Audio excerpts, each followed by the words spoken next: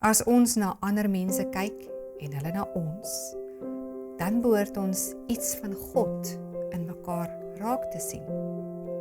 Ons behoort nie iemand te sien wat soos 'n dier optree nie. Onthou jy nog daardie goeie vrugte wat ons volgens Galasiërs 5 vers 22 behoort te dra? Om hierdie rede het slegs mense, nie diere nie, die vermoë om 'n persoonlike verhouding met ons Skepper God te kan hê.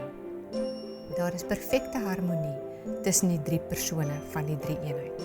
Is God se bedoeling dat mense ook in perfekte harmonie, in vrede en in liefde met mekaar behoort te leef. Maar weens sonde en selfsug kry ons nie dit reg om daardie karakter van liefde teenoor mekaar uit te leef nie. Ons kan dit nie uit ons eie doen.